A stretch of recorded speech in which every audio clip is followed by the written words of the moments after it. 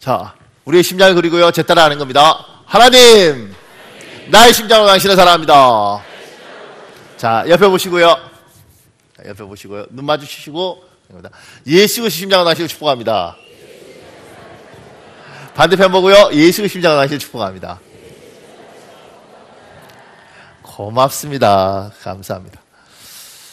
이달의 말씀이 바뀌었습니다. 이달의 말씀 제 따라 하겠습니다. 위에 있어요. 오직 여호와를 앙망하는 자는 새 힘을 얻으리니 독수리가 날개치며 올라감 같을 것이요 다른 박질하여도 곤비하지 아니하겠고 걸어가도 피곤하지 아니하리로다. 이사야 40장 31절 말씀. 아멘. 지금 이 말씀을 갖고 기도를 만들었습니다.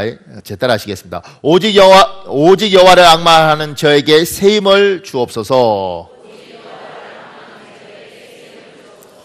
독수리가 날개치며 올라감 같게 하옵소서. 다른 박질하여도 걸어가도 피곤하지 않게 하옵소서. 예수님 이름으로 기도합니다. 아멘. 하나님의 여러분의 기도대로 될 줄 믿습니다. 감사합니다. 오늘 이사야 40장 27절에 31절에 27절에 이렇게 말합니다.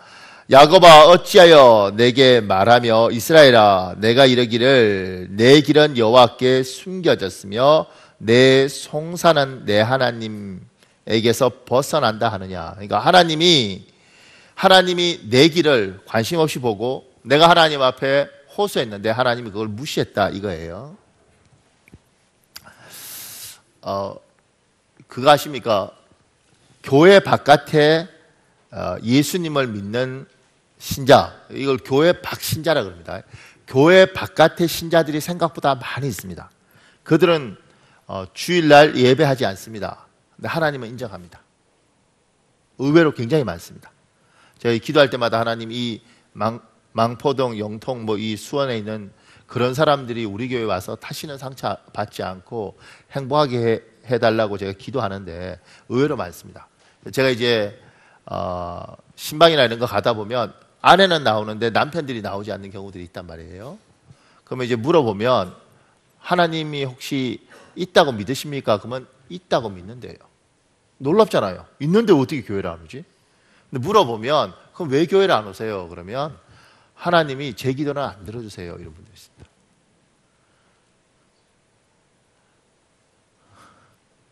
우리 교회도 굉장히 재밌는 분들이 있었는데 그 남자분은 모태신앙인가 그랬는가 봐요. 그런데 평생 한 번도 교회를 등록하고 이렇게 다니지 않았대요. 우리 교회에 등록하고 처음으로 재밌게 다니셨어요. 참 한 몇 달 재밌게 다니셨는데 어느 날 교회를 안 오시는 거예요.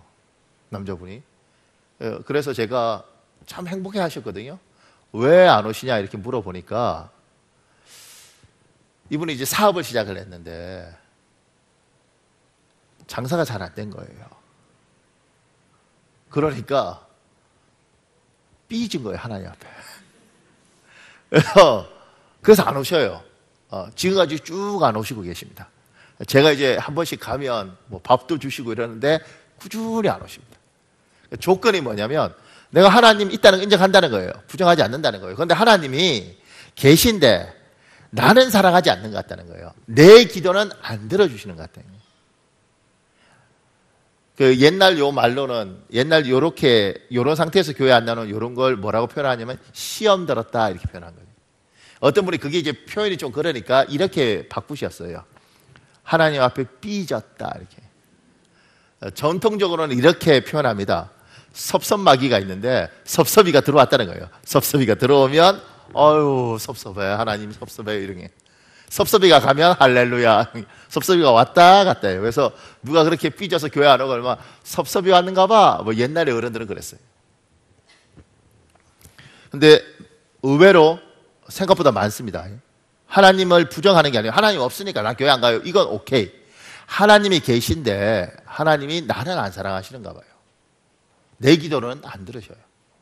그래서 마음이 상해서 교회를 1년이고 2년이고 쉬는 분들이 제법 많습니다. 1년, 2년 쉬다가 쭉 쉬고 계신 분들도 있고. 제가 이제 지금 우리 교회가 돕는 요르단에 있는 강성구 목사님이 필리핀에서 6년인가 사역을 하셨거든요. 그런데 그때 필리핀에서 이분이 이제 조금 전에 필리핀 보면 이제 유치원을 많이 합니다. 선교사들이. 왜냐하면 어린아이 때부터 아이들을 이렇게 신앙으로 가르치고 싶어서 유치원을 열어요. 아주 싼 가격이나 아니면 무료 유치원을 엽니다. 그리고 그 사람들이 돈 내고 유치원 갈 수 없으니까 한국 선교사들이 하는 유치원을 보내요. 그럼 그 유치원이 졸업식이나 그렇지 않으면 입학식이나 이러면 이제 게스트 스피커라고 해서 외부 강사를 초청하는데 그분은 늘 저를 초청했어요. 그러면 이제 제가 거기 가는데 거기 처음 갔던 그때 어떤 여자 집사가 이제 그거 졸업식 이런 거 두고 기도를 하더라고요. 그러면서 목사님이 저한테 그러더라고요. 목사님, 저 여자 집사가 지금 몇 년 만에 교회 온 거예요. 제가 몇 년 만에 왔는데 기도 잘 하더라고요. 몇 년 만에 온 거예요. 그래서 몇 년 만에 왔어요? 기도 잘 하시는데요? 그러니까 그렇죠. 근데 지금 몇 년 만에 왔어요. 그래서 왜 몇 년 만에 오셨습니까? 손주가 이제 손주가 입학식인가 뭐 졸업식인가 그거였어요. 그래서 왔는데 저 집사가 교회를 안 나온 이유가 참 열심히 믿었다는 거예요. 그런데 자기도 아기를 놓고 50이 넘어서 며느리도 아기를 낳았어요. 그러니까 이게 지금 우리가 볼 때는 이러지만 우리나라도 옛날에 그러지 않나요? 삼촌이 조카보다 나이 어린 경우도 있고 이렇지 않았어요. 옛날에 그렇잖아요. 그러니까 자기도 아기를 놓고 그 다음에 며느리도 애를 낳았는데 자기 아들은 능력이 있어서 손주를 키울 능력이 있는 거예요. 가서 뭐 마기를 해서라도 돈을 어떻게든 벌어오면 먹일 수 있는데 자기 남편은 경제적인 능력이 없는 거예요. 그러니까 어떻게 했냐면 아이를 놓고 어떻게든 키워보려고 하는데 키울 수가 없어서 옛날 우리나라처럼 먼 친척한테 애 없는 집에 애를 줬어요. 그리고 그때부터 교회를 안 나오는 거예요. 하나님 앞에 섭한 거죠. 하나님, 내가 애 키우게 해달라고 그렇게 기도했는데 어떻게 애를. 그리고 목사님이 신방 가면 그냥 우는 거예요. 이렇게. 목사님이 그랬다는 거예요. 집사님, 내가 내한테 섭한 게 있냐? 그럼 말을 해라. 말도 안 하고 계속 우는 거예요. 내가 잘못했으면 날 용서해라. 근데 그냥 우는 거예요. 그리고 교회 안 나오는 거예요. 그러니까 마음이 목사님이든 교회든 하나님은 다 섭한 거예요. 왜냐하면 하나님 살아계시면 내 애는 내가 키워야 되지 않겠습니까? 도와달라고 그러면 도와줘야지. 안 도와주는 하나님이 무슨 하나님이냐. 살아있는지는 모르겠지만 나는 그 하나님 싫다. 이렇게 되는 거죠. 미국의 유명한 학교들은 예일대, 하버드 이런 건 원래 신학교였습니다. 다. 목사들 배출하기 위해서 만든 학교거든요. 그런데 지금 우리 같은 한국의 목사들은 하버드 이런 데서 신학을 하지 않습니다. 물론 걔들이 받아주지도 않지만 안 합니다. 그 안 한 이유가 뭐냐면 이제 그 사람들 그쪽으로 가면 그러니까 좋은 학교 나왔다고 좋은 목사가 되는 게 아닌 게 그쪽으로 가면 그 사람들의 신앙은 하버드 신학대학교의 신앙을 우리가 유니테니얼이라고 그러거든요. 그래서 우리 같은 목사들은 원래 유학을 가도 그 길을 안 갑니다. 근데 왜 그렇게 부르냐면 이 사람들은 하나님 세상을 만들었어요. 하나님 존재는 인정하는 거예요. 근데 그분이 떠나버렸어요. 세상을 알아서 사는 거예요. 우리가 호소해도 하나님 안 도와주시고 우리가 도와달라고 해도 하나님 상관 안 하시는 거예요. 알아서 돌아가. 나는 만들긴 했는데 빠이빠이. 그리고 멀리 떨어져 있는 거예요. 그래서 거기 신학은 그런 식으로 생각하는 거예요. 하나님은 세상을 만드시고 존재하시지만 우리 일에 간섭하지 않으셔. 그러니까 알아서 우리끼리 사는 거예요. 이게 뭐예요? 이게 하버드 대학의 신학을 한 사람들의 사고예요. 모두가 그렇지는 않겠지만 학교는 그렇게 가르칩니다. 그러니까 그런 사고라면 똑같은 거죠. 하나님이 계신지 모르겠지만 하나님이 내 인생에 도움도 안 되고 해주지도 않고 상관없습니다. 이렇게 믿는 신앙이 있는 겁니다. 그런데 우리는 그렇게 믿지 않잖아요. 하나님은 살아계시고 지금도 능력이 있으셔서 언제든지 우리의 호소를 들을 수 있다고 그러는데 내 신세가 내가 힘들다고 요구할 때 하나님 뭐요? 안 도와주는 거예요. 그래서 지금 이사야가 말하는 거예요. 하나님이 말한 거 이게 야곱아 어찌하여 내가 말하며 이스라엘아 내가 이러기를. 하나님이 이스라엘 백성에게 말하는 거예요. 내가 이러기를 내 길은 여호와께 숨겼으며 이스라엘 나를 하나님이 모른다고 하나님 숨어버렸다는 거죠. 내 속사 내가 하나님 앞에 호소하는 것을 내 하나님께서 그건 모르겠다 그렇게 하느냐는 거예요. 요와 같은 말이 시편이 있습니다. 시편 40편 9절에 11절. 우리 이거 교독할래요? 시편 42편 9절에 11절. 내 반석이신 하나님께 말하기를 어찌하여 나를 잊으셨나이까? 내가 어찌하여 원수의 압제로 말미암아 슬프게 다니나이까 하리로다.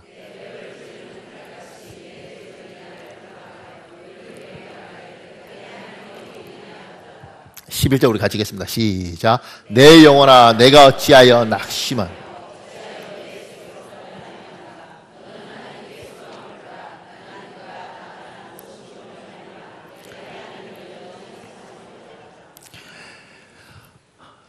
이게 다윗이 지은 시예요. 다윗이 인생의 고통 가운데 있을 때 다윗이 하나님 사람이었어요. 하나님을 정말 섬기고 하나님의 자녀 같은 사람인데 그 사람한테 사람들이 자기가 이런 게 어찌하여 나를 잊으셨나이까? 내가 어찌하여 원수의 압제로 말미암아 슬프게 다니나이까? 자기가 너무 고통스러운 거예요. 그러면서 10절에 내 대적이 내 원수들이 뭐라고 이야기하면 늘 내게 말하기를 내 하나님이 어디 있느냐? 하나님 있으면 하나님이 나한테 이러겠어? 하나님 없는 거야. 하나님 있으면 자기 백성한테 이러면 안 되지. 하나님이 없는 거야. 그러니까 11절에 다윗이 이렇게 하는 거예요. 내 영혼아. 자기 영혼이 너무 힘이 든 거예요. 스스로가 스스로에게 말하는 거야. 내 영혼아 내가 어찌하여 낙심하며 어찌하여 내 속에서 불안해하는가. 너는 하나님께 소망을 두라. 나는 그가 나타나 도우심으로 말미암아 내 하나님을 여전히 찬송하리로다. 하나님이 반드시 도울 것이라는 믿음을 가지고 사는 거예요. 하나님이 반드시 나를 긍휼을 베풀 거라는 걸 믿는 거예요. 그런데 문제는 뭐냐면 나는 그렇게 믿는데 상황이, 환경이, 그리고 사람들이 하는 이야기가 야 하나님이 살아계시면 너 이렇게 두겠니? 너희 하나님이 어디 있는 거예요? 있으면 보여줘봐. 너희 꼬라지를 보니 하나님이 내가 보니까 없는 것 같아. 있으면 내가 생각할 때 아마 너를 굉장히 싫어하는가 봐. 세상이 조롱하더라는 거예요. 나는 하나님이 있다고 믿고 그렇게 붙잡고 살았는데 사람들이 그렇게 말을 하는데 내가 변명할 게 없는 거예요. 왜냐하면 내 환경에서 말할 게 없어. 조금 전에 그 여자분처럼 하나님 내 애를 내가 키우고 싶습니다. 그런데 하나님 그걸 허락 안 했어요. 야 하나님 앞에 기도하면 뭐예요? 안 들어주시는데. 하나님 진짜 있는 건 맞아? 있는데 그럼 인정해 줄게. 그런데 너는 굉장히 싫어하는가 봐. 너는 버림받은 것 같아. 그런 이야기를 사방으로부터 들을 때 얼마나 힘이 들겠냐. 하나님 살아계신다고 하나님 나 사랑한다고 그렇게 말하면 말할수록 더 초라해지는 거예요. 왜냐하면 내 인생이 하나님 살아계셔 봐. 나 봤지? 살아계신 거야. 안 믿으면 손해야. 이렇게 말하지 못하고 내가 봐도 내가 답답하니 내가 봐도 내가 비참한데 저들이 말하는 것들에 내가 머릿속으로 인정을 할 수밖에 없어요. 소리를 내는 거지. 아유 하나님 살아계시다고 날 사랑한다고. 그런데 내 머릿속에 야 내가 봐도 내 인생이 너무 비참해. 다윗이 이걸 겪고 있는 겁니다. 믿음은 나로부터 시작하는 게 아니에요. 여러분이 예수를 믿는다고 고백했고 여러분이 하나님 믿는다고 이야기했지만 믿음은 나로부터 시작하는 게 아닙니다. 믿음은 하나님으로부터 왔고 우리의 믿음의 기준은 이거예요. 내 경험, 저는 경험을 굉장히 소중하게 생각하고 여러분의 인생에 하나님과 관계가 있고 간증거리가 있기를 예수님으로 축복합니다. 반드시 있어야 돼요. 그런데 그것이 내 믿음의 기초가 아니에요. 우리의 믿음은 성경이 이렇게 말을 하는 것들이 이게 기초고 여위에 내 간증과 내 체험이 있는 겁니다. 이게 기준이라고요.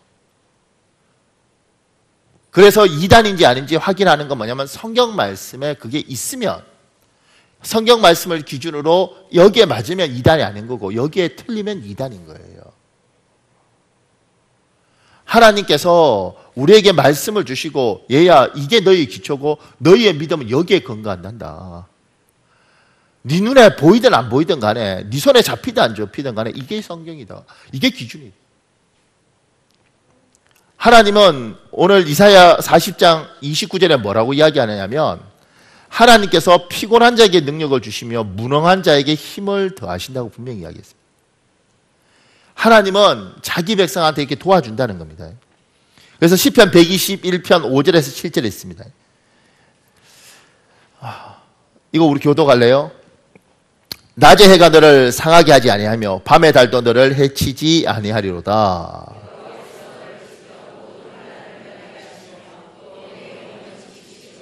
7절도 같이 읽겠습니다. 시작. 여호와께서 너의 출입을 지금부터 영원까지 지키시리로다. 아멘. 하나님이 분명히 성경에서는 이렇게 말씀하시는 거예요. 낮의 해가 너를 상하게 하지 아니하며 밤의 달도 너를 해치지 아니할 거다.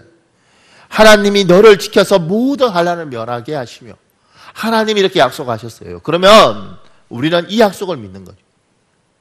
내 환경은 진짜 엉망진창인데 하나님이 이렇게 말씀하시니까 뭐요? 이 약속을 믿는 거예요. 그러니까 지금 다윗이 이야기하는 거예요. 내 영혼아 불안해하지 마라.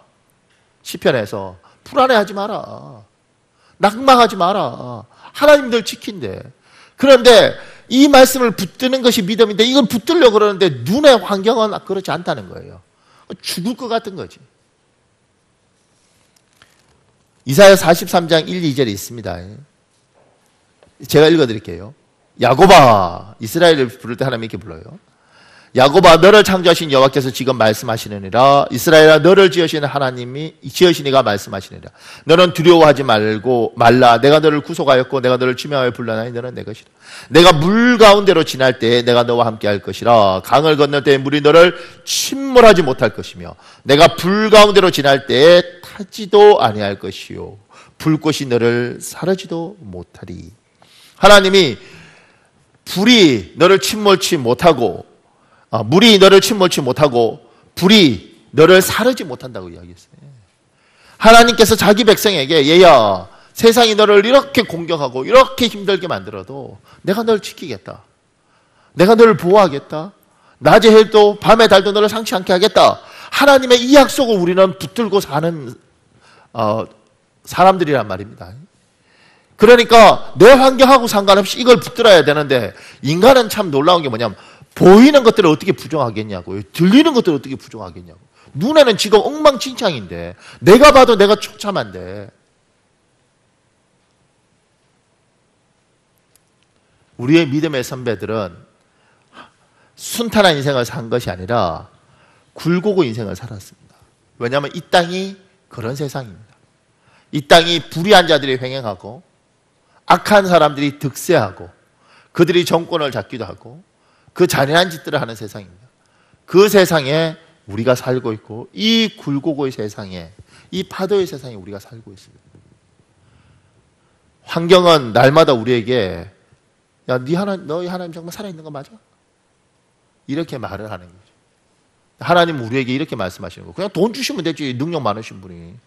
근데 그러지 않고 뭐라고 이야기하시냐면 얘야 믿음으로 너희 생각과 너희 체험과 너희 눈에 보이는 걸 붙잡지 말고 이 말씀대로 내가 너에게 축복한다고 약속했으면 그걸 붙들고 살아라. 이게 너무 힘이 든 거죠. 제가 이 시편 42편 이게 찬양이 원래 있습니다.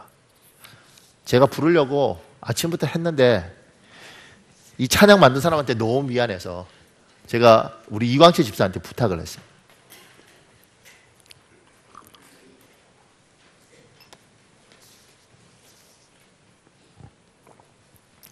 아주 옛날 찬양이라서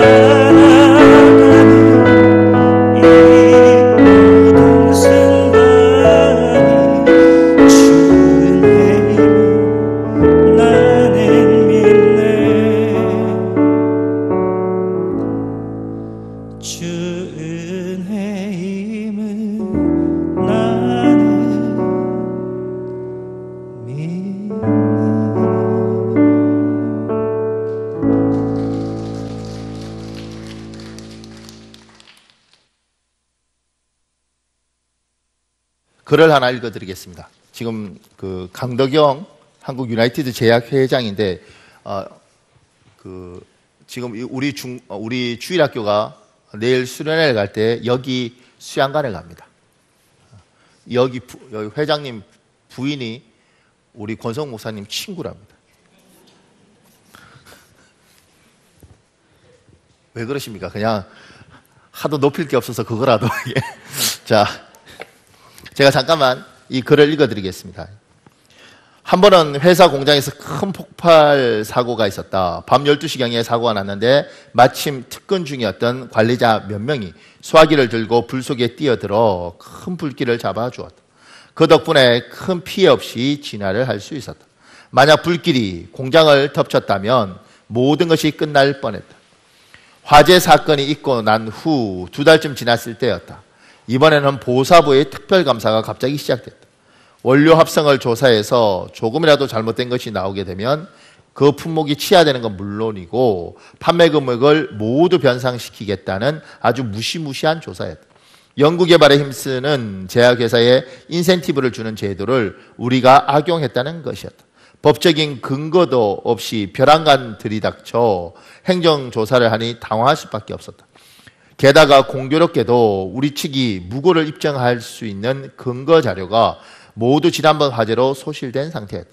보사부에서는 우리가 있지도 않은 화재를 핑계 삼아 이번 일에서 빠져나가려 하고 있다며 우리 말을 전혀 믿어주지 않았다. 결국 우리는 실사급으로 검찰에 고발됐고 나는 재판까지 받게 되었다. 몇 달간의 힘든 재판정에서의 싸움 끝에 결국 모두 무죄로 판명되어 처벌을 받지 않게 되었다. 모든 것이 하나님의 은혜였다. 그런데 또 얼마 있지 않아 이른바 텔크 사건이라는 것이 터졌다. 약 속에 발암 물질인 텔크가 들어갔다는 이유로 또 조사가 시작되었다. 신문 방송에서 대서특필했고 많은 제약사들이 연루되어 제약업계는 수천억 원의 손해를 입었다. 그러나 다행스럽게도 우리 회사는 큰 손해를 보지 않고 지나갈 수 있었다. 이 밖에도 너무나 어려운 일들이 계속해서 꼬리에 꼬리를 물고 일어나 정신이 없다. 하지만 그 악조건들 가운데서도 우리 회사는 매출이 오히려 25%가량 성장했다. 이 얼마나 놀랍고 감사한 일인가. 어려운 상황 속에서 직원들이 더욱 단결해서 이익도 최고로 냈다. 힘들다고 이탈하는 직원들 하나 없이 더욱 자세를 굳게 하며 단결하여 슬기롭게 위기를 극복해냈다. 주위에서 모두들 기적이라고 했다. 지금 생각해봐도 모두가 아슬아슬한 순간들이었다. 이 모든 것이 신앙의 힘이 아니면 견뎌내기 어려운 올무였다. 내 힘과 내 지식, 내 물질로 해결될 수 있는 것이 아님을 인정하고 오직 하나님께만 매달려야 한다. 인생의 어두운 터널을 통과하려면 오직 하나님께 구하는 길밖에 없다. 사람이 일하면 그것은 사람의 일이다. 하지만 하나님께 구하고 하나님이 일하시면 그것은 하나님의 일이 되는 것이다. 제가 왜 이걸 읽어드렸냐면 고난이 계속 오잖아요. 그 고난 속에서 사람들이 이 사람은 굉장히 장로님이고 굉장히 열심인데 나중에 신학도 공부한 걸로 제가 알고 있거든요. 근데 굉장히 열심히 이 사람한테 계속해서 힘든 일이 생기는 거예요. 그때 주위가 뭐라 그랬겠어요? 너의 하나님 어디 있냐? 네 하나님 어디 있냐? 살아있는 거 맞아? 이런 질문들이 왔을 때 이 사람 마음에 얼마나 힘들었겠냐. 그런데 하나님의 사람들은 믿음으로 산다는 것은 결국 하나님 반드시 지켜줄 거라고 믿고 하나님이 도우심을 믿고 그 사실을, 그 말씀을 붙들고 이 난관을 통과하는 거죠. 하나님이 반드시 자기 백성에게 피곤한 자에게 능력을 주시며 무능한 자에게 힘을 더하신다 그랬으니까 하나님이 도우실 것이다. 내가 불 가운데 가든 물 가운데 가든 불이 나를 침몰치지 않고 불이 나를 사르지 않을 것이다. 낮에 해도 밤에 달도 나를 해치 못할 것이다. 이 하나님에 대한 믿음을 갖고 이 모든 고통을 믿음으로 이겨나가는 거죠. 이게 뭐예요? 이게 믿음입니다.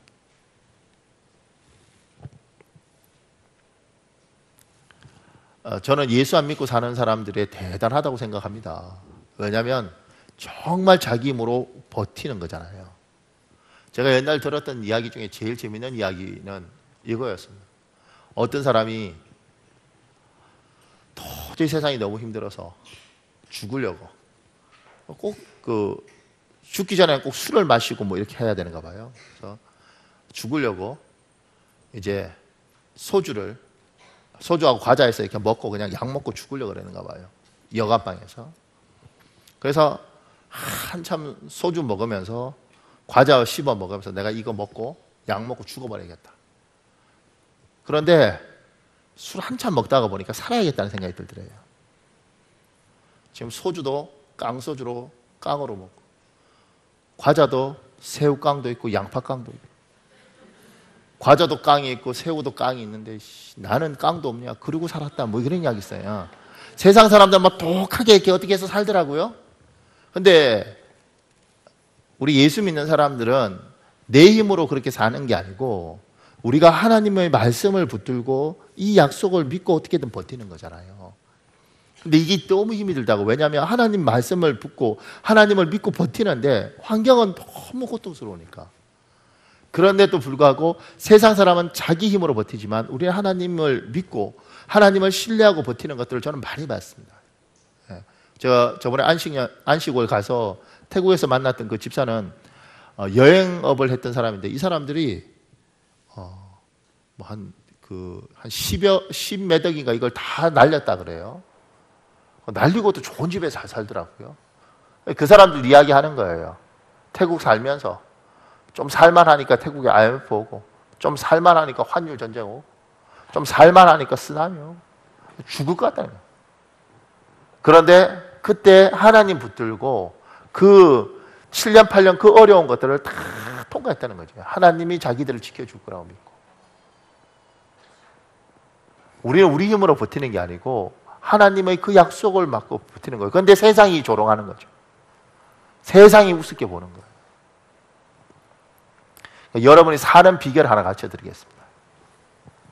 사람은 놀라운 게 뭐냐면 보고 들으면 반드시 영향을 받습니다. 그러니까 안 좋은 거 보지 말고 안 좋은 거 듣지 마십시오. 백날 이렇게 이야기해도 이게 그냥 스쳐 지나가는가 봐요. 사람은 보고 듣는 거에 영향이 있는데 우리가 보는 텔레비의 뉴스는 80% 이상이 안 좋은 이야기입니다. 내가 오늘 TV를 보다가 우리 사모한테 그랬어요. 내가 왜 아프리카에 불난것까지 알아야 되냐고. 내가 평생 내가 아프리카 갈지 안 갈지도 모르는데 왜 내가 아프리카에 불난거 알아야 되고 저기 그 동남아 그 나라는 동남아니까 가볼 수 있겠지만 그 나라에서 뭐 물난리 나고 차 떠내려가는 걸 내가 왜 알아야 되냐고. 그걸 계속 보고 사는 거예요. 어렵다 어렵다 어렵다. 여러분 부부 사이도 갈라쓰려면 가장 좋은 방법은 안 좋은 거 꾸준히 묵상하십시오. 저 인간이 저번에 술 먹고도 카드 꾸준히 묵상하면 반드시 갈라쓸 복이 있습니다. 저는 지금 우리 교회에서 이게 아주 오래 부부끼리 이렇게 사신 분들 있잖아요. 그런데 부부가 사는 법에 대해서 배우게 되더라고요. 저는 우리 사모한테 빚이 많습니다. 빚이 많을 수밖에 없죠. 이렇게 제가 한 짓이 있는데. 그런데 가만히 보니까 사람이 희한하더라고요. 내가 뭐 애들 맡겨놓고 공부하러 가서 고생시키고 이건 기억 안 나고 지금 이제 같이 사니까 섭한 게 기억이 나는 거죠. 말 한마디도 괜히 섭해 보이고 엉거니 이렇게. 그런데 그런 것들을 하나씩 둘씩 이렇게 모으면 이게 세상 사람들은 이혼할 수밖에 없어요. 하나씩 둘씩 모으면 보세요. 일주일에 하나씩 모으면 1년이면 52개 10년이면 520개예요. 반드시 헤어질 수 있습니다. 그리고 그걸 주야로 묵상하고 반복 학습하면 반드시 갈라질 수 있습니다. 그러니까 제가 우리 사모하고도 이렇게 살아가는 방법을 보니까 좋은 것도 있고 나쁜 것도 있더라고요. 취사 선택은 뭐예요? 우리가 하는 거지 않습니까? 좋은 것들을 묵상하고, 왜냐하면 사람이 완벽한 게 어디 있어요. 나쁜 것들에 대해서는 이해하고 그렇게 사니까 살만해요. 오늘 아침에도 제가 이제 새벽에 나오니까 아침에 보통 한 5시 반쯤 되면 교회에 있다가 새벽 5시 반쯤 되면 집에 가요. 샤워하고 밥 먹고 와요. 그러면 우리 사모가 5시 반에 깨서 밥을 차려놨습니다. 오늘 김치볶음밥에 계란 후라이 2개. 혹시 여러분이 나를 초대할 일이 있으면 라면을 끓이더라도 라면은 그냥 뭐 아무 라면이나 좋지만 달걀은 꼭 2개를 넣어야 돼요. 그러면서 제가 이렇게 먹으면서 어떤 생각을 했냐면 참 고마운 여자다 이 생각을 했어요. 5시 반에 일어나서 밥 차려준 게 어디예요? 어떤 남자는 눈 떴다고 때렸다는데 여자가. 그런데 이 밥을 먹으면서 그 생각한 거죠. 참 고맙다. 그러니까 섭한 것도 있다고요. 우리 집안 이야기는 오늘 아침에는 내 지갑을 던지더니까 지갑을 이렇게 뒤지더니만 헌금해야 된다고 돈을 가져가더라고요. 그래서 내가 이렇게 보니까 당신 돈이 내 돈이잖아 이러고 가. 거기서 뭐라 그러겠어요, 그죠? 니는 니고 나는 나 이럴 수 없잖아요. 근데 좋은 것 나쁜 것 중에서 좋은 것만 가지고 사는 거죠, 이렇게. 이러면 살 수 있습니다. 왜냐하면 완벽한 건 없으니까. 가만히 생각해 보십시오. 좋았던 추억, 귀했던 것들이 얼마나 많은데. 그리고 어떨 때는 미안한 일도 얼마나 많은데요. 저는 우리 사모한테 미안한 일도 굉장히 많았거든요. 그러니까 그런 것들을 가만히 생각해 보면 너무 고마운 것들이 많은데 우리는 생각이 딱 잡혀요. 어떤 생각이 잡히냐면 말 한마디 했는데 그게 굉장히 습한 거지. 주야로 묵상해요. 반복해요. 암기해요. 그러니까 이런 것들을 몇 개 쌓으니까 나중에는 98% 좋은 건 안 보이고요. 딱 2% 때문에 갈라서는 거예요. 왜냐하면 이거 꺼내놓기 시작하면 지금까지 10년 살면 모아둔 게 제법 있을 거 아니에요. 그러니까 교회도 똑같습니다. 교회도 완벽한 교회는 어디 있겠어요? 다 상태 안 좋은 사람들이 예수 믿으러 와서 좋아지는 거니까. 제 젊었을 때 사진 보고 어떤 분이 웃더다. 목사님이에요? 나 못되게 생겼어요, 젊었을 때. 그러니까 그런 안 좋은 사람들이 예수 믿고 정말 좋아지는 거죠. 이렇게 좋아질 때 교회에 문제가 있지만 좋은 것들을 교회에서 보면 좋은 거 많습니다. 우리 교회도요, 예쁜 거 많고 좋은 거 많습니다. 근데 나쁜 거 보고 나쁜 거 생각하고 나쁜 거 묵상하려면 주야로 어떤 교회를 다닐 수 있겠어요? 담임 목사님 키가 적대. 적은데 말은 많대. 그리고 사모님이 옷을 그렇게 입네. 뭐 이렇게 해갖고 그냥 우리 교회 말고 다른 교회. 나는 작지도 않고 말도 적잖아요. 죄송합니다. 그러니까 교회도 나쁜 걸 묵상하면 견딜 수 없는 거예요. 직장도 똑같은 거 아니겠습니까? 아니 직장을 어떻게 다니겠냐. 좋게만 되면 그게 무슨 직장이겠냐. 가만히 생각해 보면 진짜 힘들죠. 근데 그래도 또 막 월급 주는 것만 해도 고맙고 그래도 내가 이만큼 다닌 것만 해도 어디예요? 그런 생각들 가만히 생각해 보면 고마운 거죠. 뒤집어서 이렇게 생각해 보면 됩니다.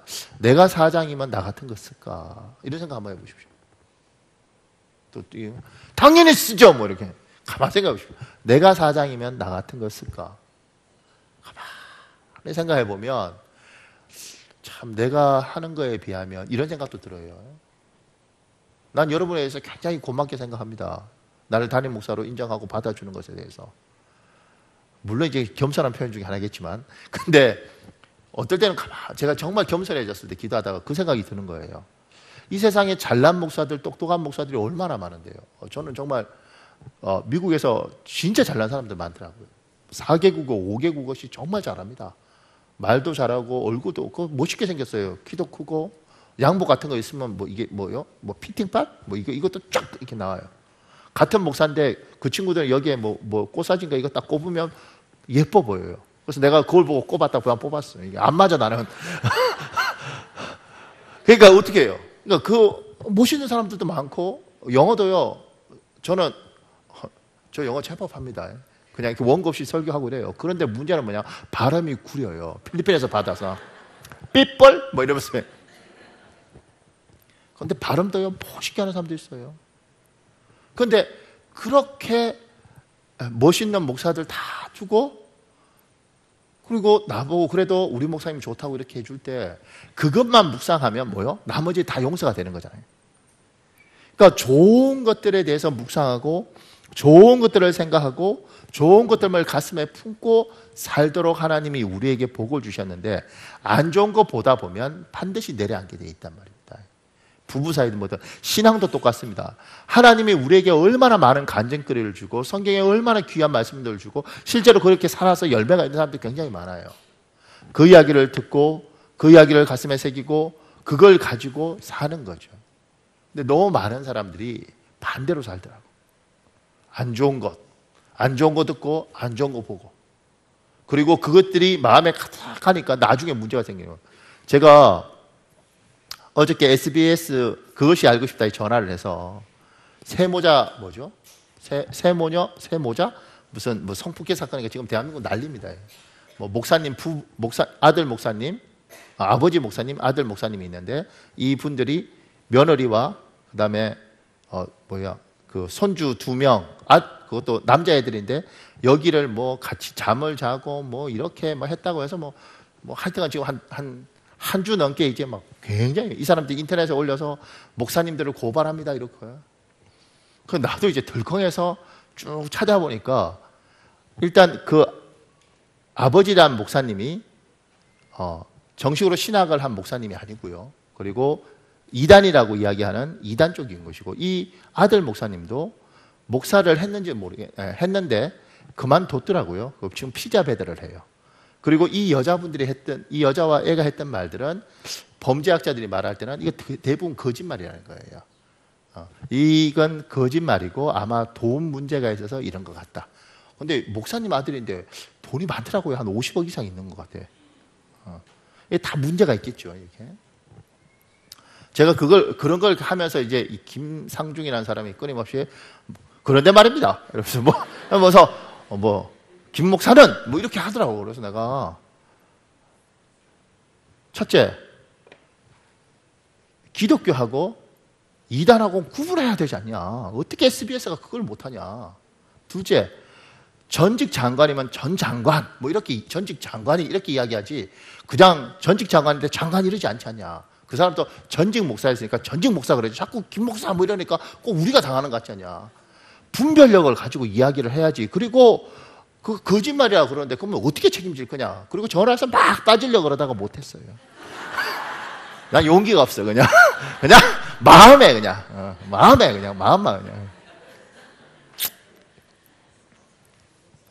이런 이야기들이 지금 목사님들이 모이면 한국의 반기독교적인 세력이 너무 커서 방송이고 뭐고 이렇게 해서 전에도 한 번은 뭐 거짓 목사님 이야기잖아요. 뭐 거짓 목사. 근데 나중에 보니까 그분이 신학한 것도 아니에요. 그냥 목사를. 미국 가면 재밌는 게 뭐냐면 한국에서 성도도 아니죠. 한국에서 그냥 있는데 비행기 타고 가면서 둘이가 이렇게 이야기한다는 거예요. 미국 가서 우리 목사하자. 그래서 둘이가 서로 간에 머리 위에 안수를 한다네. 그 비행기 탈 때는 성도였는데 비행기에서 내리자마자 목사다 이렇게 이야기해요. 그래서 이제 목사님들이 저 사람이 진짜인지 가짜인지 알기 위해서 가장 기본적으로 학력을 다 뒤지는 거예요. 학력을 뒤지고 그다음에 결혼사, 가정이 부실하거나 잘못되면 목사로서 면직 이렇게 돼 있거든요. 그러니까 목사들이 술, 담배, 뭐 노름, 여자 문제 이런 거 있으면 면직되고, 그러니까 면직이란 건 너는 목사 아니다 이렇게 되는 거예요. 그리고 가정을 제대로 이루지 못하면 면직되는 겁니다.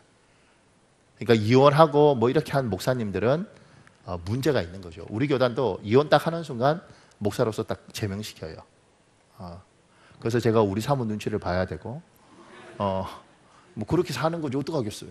그러니까 정상적인 목회자들에게 그 기준인데 세상은 지금 이걸 완전히 이상한 쪽으로 가더라고요. 그런 세상에 그런 걸 듣고 그런 걸 보고 그런 걸 생각하면 뭐요? 그렇게 가는 겁니다. 그래서 참 지금 어려운 세대라고 이야기하는데 좋은 게 얼마나 많냐고요. 우리 교회 안에서도요, 예쁜 일들 참 많습니다. 저 집 전세 돈 없다 그러니까 힘들게 자기들이 뭐 해서 그 돈 가지고 저쪽 집 전세 구하게 해달라고 헌금하기도 하고, 그리고 어떨 때 교회 헌금 들어올 때 어떤 집 어려우니까 그 집을 해서 해달라고 무명으로, 다 무명이에요. 지금도 아까 필리핀 거기서 뭐 프로젝트나 이런 거 이렇게 사달라고 그랬는데 우리 선교부가 힘들게 이렇게 모금하고 이렇게 해서 다 사주고. 그러니까 하나님께서 정말 예쁜 것들이 많다고. 제가 우리 교회에 다 말 못하지만 제가 천국 가기 전에 은퇴하고 나면 내가 다 쓰려고 책으로. 좋은 일 참 많고요. 예쁜 일 참 많습니다.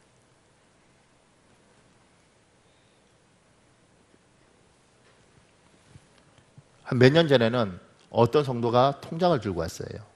1,000만 원 들어있는 통장을 들고 와서 자기 남편 믿지도 않거든요. 목사님, 이거는 우리 남편도 모르는 거예요. 왜냐하면 내가 시집 올 때 갖고 있던 돈이에요. 딱 1,000만 원 들어요. 근데 이거 하나님 위해서 쓰려고요. 그걸 갖고 왔어요. 집사님 그냥 가져가 이러고 싶더라고. 근데 내가 받고 내가 하는 게 아니잖아요. 그러니까 하나님 앞에서 너무 예쁜 것들이 많은데 그런 건 다 어디 들리지도 않고, 얼마나 많은 엘리트들이 지금도 연변과기대 가서 월급 하나 못 받고 봉사하고 있고, 얼마나 많은 사람들이 북한에 어떻게든 돈 주기 위해서 고생하는지 몰라요. 우리 교회도 북한에 결핵 환자 하나 이렇게 돈으로 돕고 있습니다. 하나님께서 교회 안에 좋은 일들이 많고 예쁜 일들이 많은데 그걸 들어야 되는데 반대로 듣잖아요. 여러분 신앙이 하나님께서 믿음으로 살려고 발부동을 칠 때 안 좋은 것들이 끊임없이 여러분의 신앙을 흔든다고. 되겠어? 안 돼? 힘이 있겠어? 그때 길을 잘 분별해서 안 들을 걸 안 듣고, 안 볼 걸 안 보고, 볼 걸 보고 들을 걸 듣는 복이 있길 예수님을 축복합니다. 절대적으로 필요합니다. 저도 어떤 사람 만나면 같이 이야기하고 나면 힘이 쭉쭉 빠져요. 그 사람하고 이야기하고 나면 힘이 쭉쭉 빠지는 이유가 뭐냐면 들은 것마다 다 부정적인 이야기. 그러니까 이 사람하고 이야기하고 나면 지치는 거예요. 근데 어떤 사람하고 이야기가 나오면 힘이 나요. 그 사람 이야기를 듣고 나면 살고 싶어요. 정말 내 안에 은혜가 충만한 것 같아요.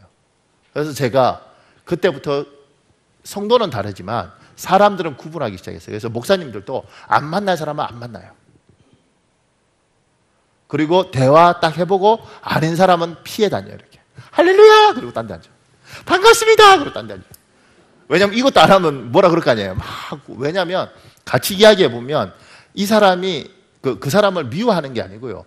그 사람을 상대해서 내가 너무 마음이 아프고 너무 피곤한 거예요. 성도는 어떻게 하겠어요? 성도는 어떻게든 도와줘야 되지만 내가 목사님들 중에서도 또는 어떤 세상 사람들 중에서도 저 사람하고 만났을 때 나는 너무 안 좋은 느낌들을 받고 너무 안 좋은 영향을 받으면, 그리고 이야기하는 게 다 나쁜 이야기야.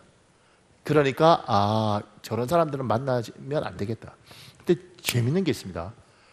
자꾸 만나고 싶어. 그리고 나쁜 이야기 듣고 싶어요. 자극이 되니까 좋은 거예요. 세상에 제일 재밌는 게 뭐냐면 두 가지 있던데 제가 겪어보니까, 하나는 불 구경하는 거고 남의 집에 불 나는 거. 우리 집에 불 난 건 재미없어요. 남의 집 불 난 거 하고, 또 하나는 누구 욕하는 거. 이거 재밌습니다. 우리가 가지고 있는 이 재성이에요. 그래서 구분해야 되는 겁니다. 그리고 도움이 되는 것. 신앙도 하나님께서 우리에게 약속을 주셨잖아요. 이 약속을 받아 지키기 위해서는 좋은 이야기들, 하나님 앞에 은혜 있는 이야기들. 지금 제가 여기 여러분 읽을 때마다 책 이런 거 인용하잖아요. 얼마나 많은 사람들이 하나님 붙들고 살면서 하나님께서 도우시는 걸 경험하고 살아계신 하나님의 역사를 경험한지 몰라요. 왜 읽어드리냐면 우리 말고 다른 믿음의 신앙인들이 이렇게 살아있고 승리하고 있다는 걸 여러분한테 들려주고 싶었던 겁니다.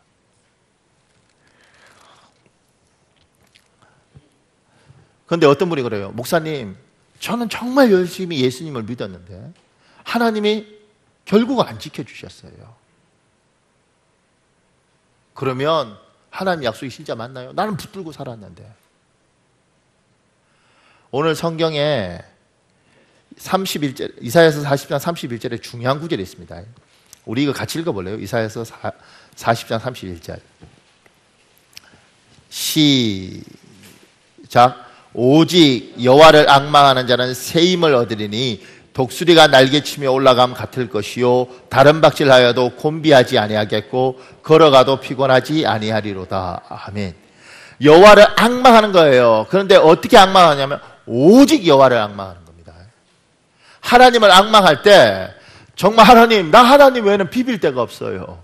하나님이 등 돌리면 갈 데가 없어요. 하나님, 나는 하나님이 도와주셔야 돼요. 그리고 전심을 다해서 하나님 앞에 몰입하는 사람이 있고, 여기도 걸치고 여기도 걸치고 여기도 걸치고 하나님도 걸쳐놓은 거예요. 도와주시면 고맙고 안 도와주시면 말고요. 하나님이 우리에게 요구하는 것들이 진짜 네가 전심으로 나를 보고 있느냐? 그러니까 하나님을 경험하는 가장 좋은 방법 중에 하나가 밑바닥 가서 내 주위의 모든 사람이 떠나고 내 친구들이 다 떠나고 내가 가진 것들이 다 잃어버리고 난 이후에 내가 바라볼 때가 저기밖에 없을 때 하나님의 구원의 손길을 경험하는 사람들이 제법 많습니다. 그때 인정하는 거예요. 진짜 살아계시군요. 하나님 외에는 없군요. 너무 아쉬운 건 뭐냐면 진작하지. 덧발질 좀 하지. 그때 돈 있을 때, 재능 있을 때, 그리고 젊었을 때 그때 하지. 돈 잃어버리고 재능 잃어버리고 나이 들고 물질 잃고 사랑관계 다 끊어지고 지위 잃어버리고 난 후에 정말 힘들 때 하나님을 경험하면서 이렇게 말할 거예요. 하나님 진짜 살아계시고 내가 왜 진작 이걸 몰랐을까요? 오직 여호와를 앙망하는 자. 하나님 나 하나님밖에 없어요. 하나님 외에는 내가 의지할 데가 없어. 하나님 나 좀 살려주세요. 그 사람에게 하나님께서 그래? 네가 정말 나를 의지하지. 내가 약속했잖니. 나를 오직 여호와를 앙망하는 자에게 내가 독수리 날개같이 날아오를 거라고 내가 이야기했지 않냐. 곤비하지 않을 거라고 내가 이야기했지 않냐. 지치지 않을 거라고 내가 이야기했지. 내가 내 약속을 지킬게. 내가 말을 했잖아. 불 가운데 갔든지 물 가운데 갔든지 불이 너를 침몰치 않고 불이 너를 사르지 않겠다고 내가 약속했잖아. 내가 지킬게. 지금 네 눈에 안 보이지만 내가 반드시 지킨다. 하나님은 그 이야기를 하는 거죠. 제가 여기 김대균이라는 이 굉장히 유명한 토익 강사 있지 않습니까? 이 사람 글 읽어드릴게요. 여자친구의 부모님은 그를 탐탁지 않게 여겼다. 가난한 가정에 고작 영문과 나와서 무슨 장래생이 있겠느냐 하는 반응이었다. 점차 둘 사이는 다투는 일이 잦아지면서 헤어졌다. 그러나 그 아픔이 약이 됐다. 그는 현실을 직시하게 되었고 유학보다 토익 강사로 진출했는데 그게 그의 인생을 바꾸어 놓았다. 처음에는 YBM의 독해 강사로 시험을 봐서 합격했다. 그러나 그날로 잘렸다. 4년 후쯤에 그 원장에게 연락이 왔다. 다시 뽑으니까 와봐. 이번엔 토익 강사로 들어갔다. 그게 대박이었다. 처음 독해 강사로 들어갔을 때 안 잘렸더라면 저는 아마 평범한 영어 강사로 끝났을지 모릅니다. 독해는 그 후에 사라졌거든요. 인기가 없었던 토익이 그때부터 서서히 관심을 모았고요. 독해 대신에 토익을 하게 된 게 오히려 잘 된 거죠. 처음에 잘렸을 때는 힘들었지만 그게 지금 생각하니 하나님의 연단이었어요. 더 겸손해지면서 때가 되자 더 좋은 길로 인도해 주셨어요. 본격적으로 토익 강사로 뛰었던 97년경에는 다른 강사들은 유학파가 많았다. 국내파인 그로서는 내세울 경쟁력이 약했다. 고민이 시작됐다. 나만의 색깔을 낼 수 있는 게 뭘까? 이건 시험이니까 그렇다면 내가 직접 시험을 보고 점수를 올리는데 주안점을 주자. 새로운 발상이었다. 그때부터 토익 시험 때마다 시험을 보고 문제를 분석해서 가르치기 시작했다. 쉬운 일이 아니었다. 그러나 그 효과는 컸다. 쪽집게 강사라는 명성이 자자했고 그가 낸 책 토익 답이 보인다는 베스트셀러가 됐다. 그런데 제가 이렇게 인기를 얻자 학원 강사가 기출문제를 썼다고 고발을 당했어요. 법적으로 2년 동안 시험을 못 보게 된 거예요. 저로선 큰 타격이었죠. 시험을 직접 보는 것이 제 경쟁력이었는데 그걸 못하게 되었잖아요. 지금도 그 절박함을 잊을 수 없다. 그때 가까이 있던 사랑의 교회 지하 기도실로 갔다. 무릎을 꿇고 하나님께 간절히 기도했다. 하나님, 전 시험을 봐야 하는 강사인데 시험을 못 보면 상선고가 아닙니까? 하나님, 저 좀 살려주세요. 정말 간절한 기도했어요. 뜻밖의 길이 열렸다. 일본에 가서 토익 시험을 보는 방안을 실천한 것이다. 시험 때마다 토요일 날 일본에 가서 시험을 보고 일요일 날 밤에 귀국해서 문제를 분석하고 다음 날 가르치는 일을 2년 동안 반복했다. 정말 힘들고 고단했다. 미친 짓이었다. 어느 날 일본 출판사에서 연락이 왔어요. 저희 토익 책을 일본어로 내고 싶다고요. 그게 일본에서 또 대박이 났습니다. 토익어로는 일본 최초의 번역책입니다. 그게 너무 잘 팔려서 일본 가서 시험 보느라 들었던 비용을 다 회수하고도 남았죠. 그 후로도 20권 넘게 일본어판을 내고 있고요. 최근 한 TV 방송에서는 토익 부분 한류로 저를 뽑았습니다. 전화위복이 된 거죠. 그의 전화위복 행진은 끝이 없다. 2003년경부터 EBS 라디오에서 토익을 강의했다. 쉬운 토익 강사로 들어간 그런 기존의 토익 강사들로부터 견제를 당했다. 그때 한 일간신문에서 쪽집게 강사가 EBS를 망친다는 기사를 그의 사진과 함께 대문짝만하게 냈다. 교육적이지 못하던 부정적인 내용이었다. 제 얼굴이 그렇게 안 좋은 기사와 함께 신문에 났으니 얼마나 망신입니까? 누가 그랬는지 짐작이 갔어요. 너무 힘들었죠. 그런데도 엉뚱한 일이 벌어졌어요. 노이즈 마케팅이 된 것입니다. 그 기사를 보고 저를 몰랐던 사람까지 저를 찾으면서 더 인기가 높아진 것입니다. 저를 견제했던 사람들은 들 책은 안 팔리고 제 책만 더 팔리고요. 결국 저만 지금까지 살아남았어요. 아픈 전화위복도 있다. 2년 전 한참 산악 오토바이에 취미를 붙일 때였다. 주일날인데 교회 가기가 싫었다. 교회를 빼먹고 깡촌으로 산악 오토바이를 타러 갔다. 그날 죽을 뻔했다. 새로 나온 기종이라고 최고 속도로 달리다가 큰 충돌을 일으켰다. 그는 의식을 잃었고 어깨뼈와 손뼈가 으스러졌다. 큰 수술 끝에 깨어난 그는 그 후로 오랫동안 고생을 했다. 얼마 전에 철판을 빼낸 손목 부근에 거친 흉터가 남아있다. 담당 의사는 이렇게 부러졌는데 손이 마비되지 않은 게 기적이라고 신기했을 정도다. 그 기적의 의미를 그는 마음에 새기고 산다. 하나님이 한방 경고를 주신 것이죠. 야 임마 까불지 마. 돈 좀 벌게 해줬다고 주일도 안 지키고. 그래서 경고를 먹은 것 같아요. 요새는 주일날 어느 지방에 출장을 가도 교회는 꼭 갑니다. 그리고 사고 후에 제 삶의 만족도가 더 높아졌어요. 그전에 일상적이었던 일도 지금은 너무 행복하고 감사해요. 그의 가방에 늘 큐티 묵상책이 있고 스마트폰으로 큐티 앱을 이용해 말씀을 묵상한다. 좋은 구절은 트위터나 홈페이지에 올리며 함께 나눈다. 주일이 아니더라도 교회당은 그의 쉼터다. 강남 중앙침례교회를 다니는 그는 강의가 비는 시간이면 가까운 남대문교회, 승동교회, 영락교회 기도실을 애용한다. 거기서 모든 긴장이 풀어진다. 지친 입을 쉬게 하고 하나님께 길을 연다. 이제 그가 듣는 시간이다. 십자가 아래에서 지금껏 살면서 체득한 진리를 되새김질한다. 기도한다고 딱 자기가 원하는 대로 하나님이 주시진 않지만 지나고 보면 항상 더 좋은 걸 주셨다. 그래서 앞날은 불확실하고 경쟁은 나날이 치열해지지만 그 얼굴에 항상 미소가 살아있다. 제가 신문기사를 그냥 인용했습니다. 하나님, 이 사람이 토익을 못 치게 됐을 때 정말 하나님 외에는 방법이 없잖아요. 오직 하나님만 악망하는 겁니다. 하나님이 전혀 다른 생각을 하는 거죠. 일본에서 가서 칠 수 있겠구나. 오직 하나님을 여기저기 하는 것이 아니라 오직 하나님을 악망하는 자에게 하나님이 긍휼을 베푸시는 겁니다. 하나님이 여러분에게 요구하십니다. 내가 너에게 독수리 날개치듯이 새 힘을 주겠다. 그런데 조건이 있다 얘야. 네가 나를 정말 악망하느냐? 네가 진짜 나를 의지하고 정말 나의 도움을 구하냐? 세상은 힘들다 어렵다 무슨 말을 하든지 간에 내가 분명히 성경에 약속했고 나는 지킬 거다. 네 환경에 네 눈에 지금 보이든 안 보이든 간에 나는 약속을 지킬 것이다. 너만 도망가지 않으면 나는 약속을 지킬 것이다. 너만 기다리고 힘들어도 버티고 있으면 나는 약속을 지킬 것이다. 그런데 버티고 있는 네가 정말 나를 바라보고 버티는 것이냐? 나를 바라보고 힘들지만 어려운 것들을 지탱하고 있는 것이냐? 그렇지 않으면 여기저기 걸쳐둔 것 중에 내가 그 중에 하나이냐? 우리 이 시간에 찬양하고 기도하겠습니다. 찬양하고 기도할 때 하나님, 제가 하나님을 온전히 의지하지 못했습니다. 하나님, 이젠 하나님만 의지하고 살겠습니다. 하나님, 정말 하나님 살아계심을 나에게 보여달라고. 이제는 우리 찬송하고 기도